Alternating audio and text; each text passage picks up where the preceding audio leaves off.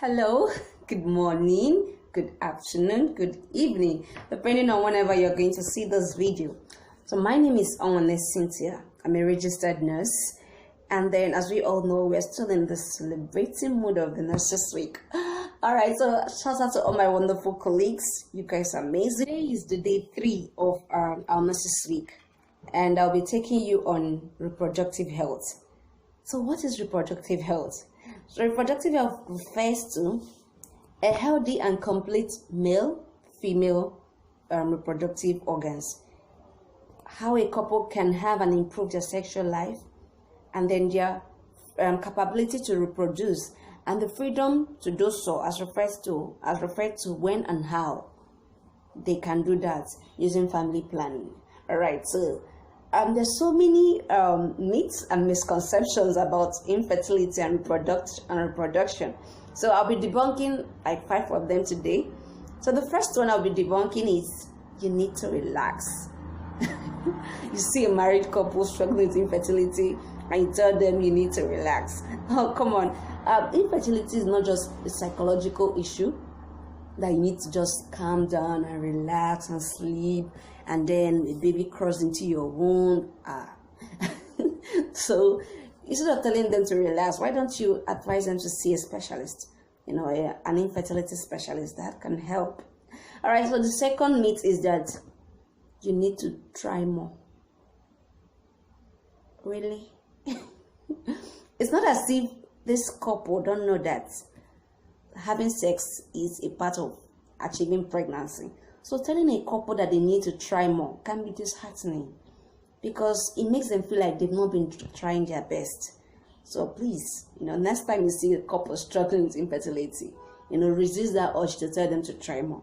Instead, advise them to see a fertility specialist. So the third one is that fertility, or rather infertility, is a woman's issue. All right, so infertility is not just a woman's issue. It can be, but it can also be a problem from the man, like low sperm count, low motility rate, and so forth. So please, a couple struggling with infertility, the man shouldn't just be like, the woman sort herself out. Because you ejaculate at the end of sex does not mean that your sperm are healthy. So please get checked out too. As that woman is, running around in the gynae office and whatever, try also to get yourself checked out too, because it could just be the problem. All right, the fourth one is that if you've had a child before, you can't struggle with infertility. We'll say so. All right, so there's something called secondary infertility.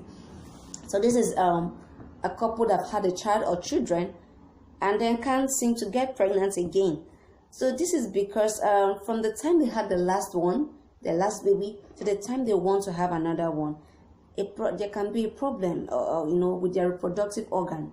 So please, if you're finding it difficult, to conceive again after having a child, probably the last child is 6 years, 5 years, and you've not conceived again and you've been trying to, why don't you see a specialist? Okay.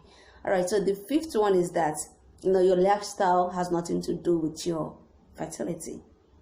If we can live and learn to cultivate healthy lifestyles, we can really cut down on infertility issues.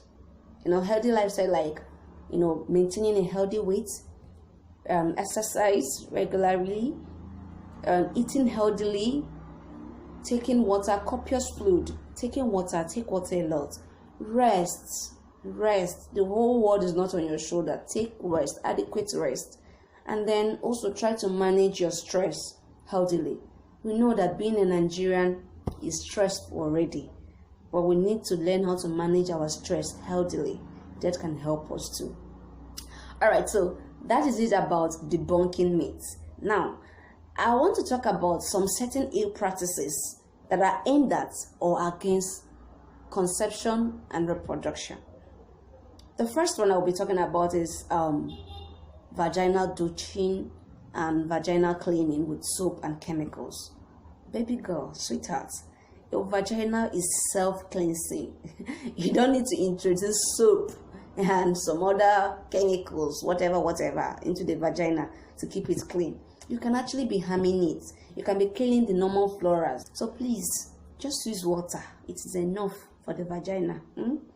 Unless there's an extra problem there, maybe discharge and something, then you need to see a doctor. Don't just self-medicate on yourself by using some soap and some chemicals that a friend or a friend of a friend introduced to you.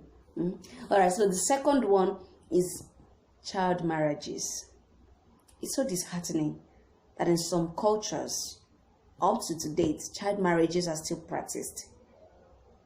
You see a little child, a little girl of 10 years or even below or a little above that, they give out that this child to be married to an elderly man, all in the name of securing her husband so that she can be fruitful and whatever. Some of these children are not even up to puberty age, and then the man does wonders on her system, renders as in just scatters everywhere, and this child is in pain, and then more harm than good can be done. Her reproductive organs can be damaged or something. So please, let's say no to child marriages. It's a no. Allow a child to grow up.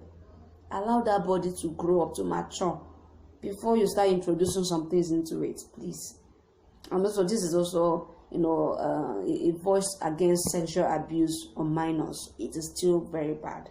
So the third one is female genital mutilation. Really, some cultures still practice that up to now. All in debate of that their female children should not be promiscuous. You subject that lady to a barbaric act. Crying out loud, it does more harm than good.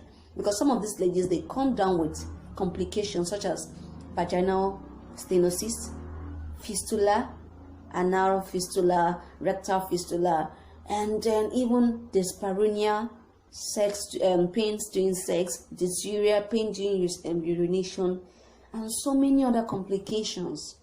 So please, this act should be scrapped out. It shouldn't be done on a female any longer. It's barbaric. What's the way forward, on reproductive health, especially towards couples who are struggling with infertility? The first one is ensure that all the certain ill practices are not done, like scrap them out. And the second one, eat healthily, rest well, cut down on your stress, regular exercises. Then the third one, for couples who've been trying up to 2 years without achieving pregnancy, especially when they've been having frequent coitus and without protection.